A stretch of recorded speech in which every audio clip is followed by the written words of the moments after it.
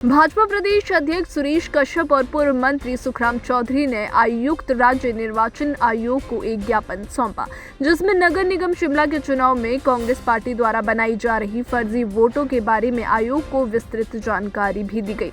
कश्यप ने कहा कि नगर निगम शिमला की चुनाव प्रक्रिया में वोट बनाने का क्रम जारी है। वर्तमान कांग्रेस सरकार द्वारा सत्ता का दुरुपयोग करते हुए भारी संख्या में फर्जी वोट बनाकर नगर निगम चुनाव को प्रभावित करने की कोशिश की जा रही है। उप मुख्यमंत्री एवं सरकार के कुछ मंत्रियों के घरों में भारी तादाद में कांग्रेस कार्यकर्ताओं के फर्जी वोट बनाए जा रहे हैं। ऐसा ही एक वाकया बेनमोर वार्ड में भी सामने आया है, जहां एक ही कमरे में 18 से 20 लोगों द्वारा वोट बनाने के लिए आवेदन किए जा रहे हैं। इस तरह की घटनाएं अन्य वार्ड्स में भी सामने आ रही है। देखिए, आज हमारे कई विषय हैं वैसे तो, लेकिन मुख्यतः एक तो जिस प्रकार से बल्क में वोटें मंत्रियों और विधायकों के घर से आ रही हैं, उसको हमने ऑब्जेक्ट किया है कि एक एक घर से 18-18, 20-20 एक ही घर के अंदर 18-18, 20-20 लोगों की वोटें बनाई जा रही हैं और एक मंत्रियों के घरों से थैले के थैले भर के जो है वोटों के आ रहे हैं। हमने इस चीज़ को ऑब्जेक्ट किया है। और दूसरी बात, हमारे लोगों को वोटें बनाने नहीं दी जा रही हैं।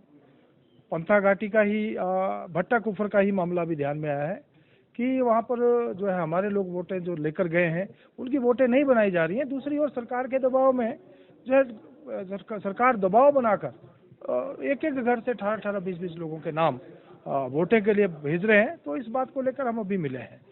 दूसरा विषय जो है वो रोस्टर का है कि जब चुनाव 34 वार्डों में ही हो रहे हैं, पिछली बार 2017 में भी वार्ड 34 थे, अभी भी वार्ड 34 है, अर्थात वार्डों में कोई चेंज नहीं किया गया है, तो रोस्टर भी 17 के आधार पर लगना चाहिए था। लेकिन ये बड़ा असंवैधानिक जिसको हम कह सकते हैं कि जिस प्रकार से रोस्टर यहाँ पर लगाया गया है, जहाँ एससी महिला की बात आती है वहाँ महिलाओं की पॉपुलेशन जो हाईएस्ट है उनके लिए रिजर्व किया गया, और जहाँ दूसरी जगह हम देखते हैं जो जनरल की महिलाएं हैं वहाँ जो लोएस्ट जहाँ पर पॉपुलेशन महिलाओं की है, अर्थात बहुत असंवैधानिक ढंग से जो है रोस्टर कोई सरकार ने लगाया है। तो ये विषय है, इन विषयों को लेकर अभी हम मिले हैं।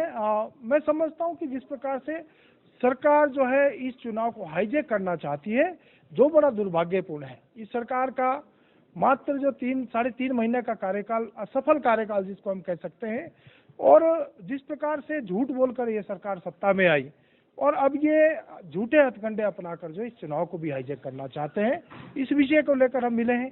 इस सरकार ने जो गारंटियां विधानसभा चुनाव से पहले दी थी, एक भी गारंटी इन्होंने अभी तक पूरी नहीं की। जो कहते थे कि हम पहली कैबिनेट में ही महिलाओं को जो है हम 1500 रुपये उनके खातों में डाल देंगे, हम जो ओपीएस लागू कर देंगे, हम 300 यूनिट फ्री बिजली कर देंगे।